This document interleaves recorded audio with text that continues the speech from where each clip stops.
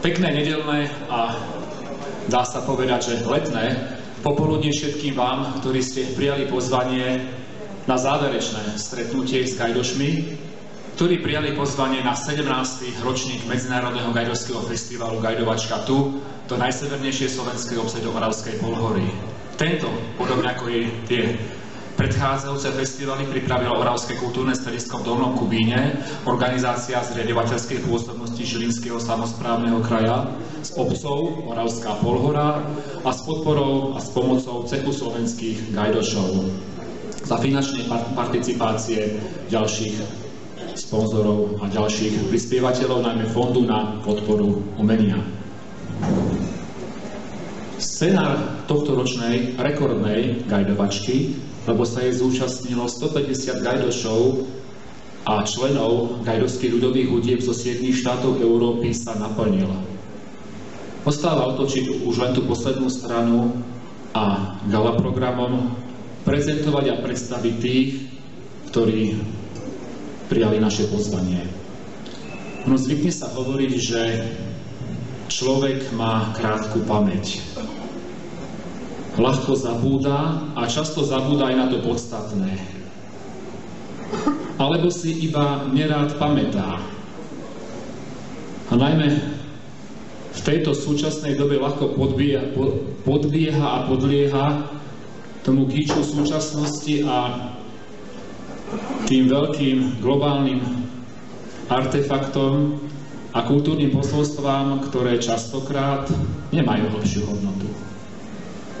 Ja som veľmi rád, že gajdovačka ide proti prúdu, že si všíma to čisté, pôvodné a podstatné, čo nás identifikuje v lokálnych komunitách, čo Polhorcov robí Polhorcami, čo Kubínčanov robí Kubínčami, Sihelcov Sihelcami a nás všetkých obyvateľmi Slovenska. A tým významným atribútom je gajdovská tradícia, slovenská gajdovská tradícia, slovenská gajdovská kultúra, ktorá bola na sklonku uplynulého roku zapísaná medzi atribúty nehmotného svetového kultúrneho dedičstva UNESCO. To zaväzuje nielen gajdošov, ale aj nás ostatných, aj Polhorcov a Sihelcov, ako veľmi silnú enklávu gajdovského hnutia, gajdovskej tradície. Aj vďaka snahám nám všetkým, tu v súčasnosti pôsobia 4 detské ľudové hudby gajdovské a aktívne na gajdách hráva možno 10, možno 15 mladých ľudí z Oravskej Polhory aj zo Sihelného. A to je cieľom gajdovačky. Prenášať tieto naše kultúrne posolstvá z minulosti cez súčasnosť do budúcnosti. Ja verím, že Rady kultúrneho domu nielen na gala programe, ale na ostatných programoch, ktoré sú súčasťou gajdovačky, sa budú iba rozširovať a pevne verím, že tento kultúrny dom raz bude malý pre všetkých priaznivcov gajdovskej kultúry. Vám všetkým prajem, aby ste si užili ten záverečný program gajdovačky, ten gala program. Pekný deň vám všetkým.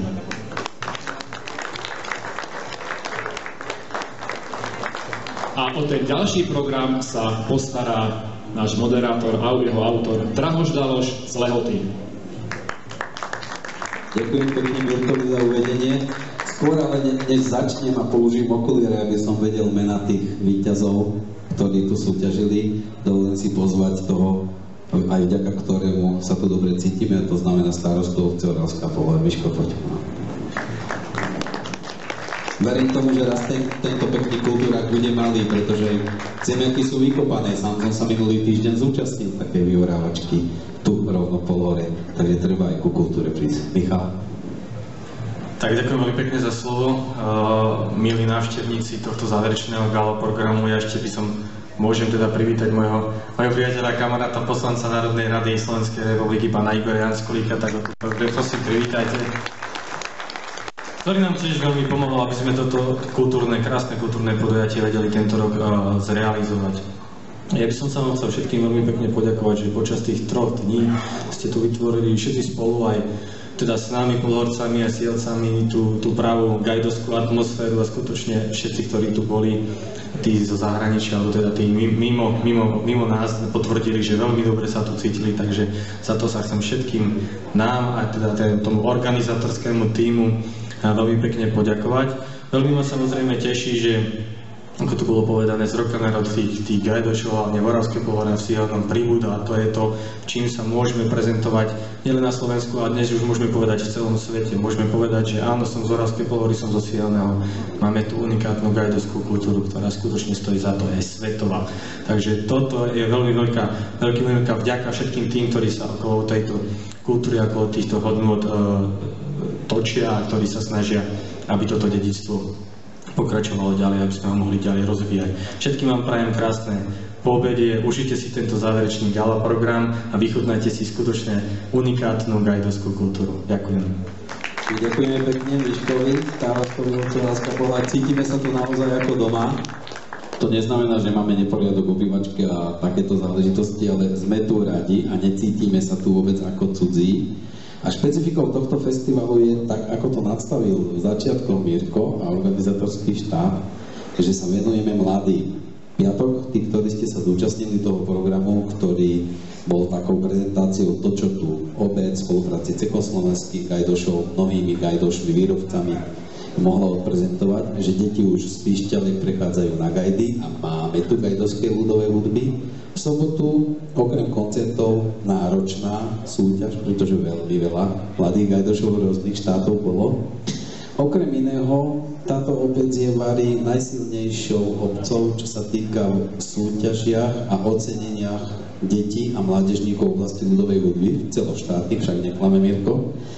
Takže víťazi kategórie súťažiacich do 15 rokov dávame len tých najlepších, to znamená za prvé miesto. Predstavte si Martin Machajda z Oravskej Pohory.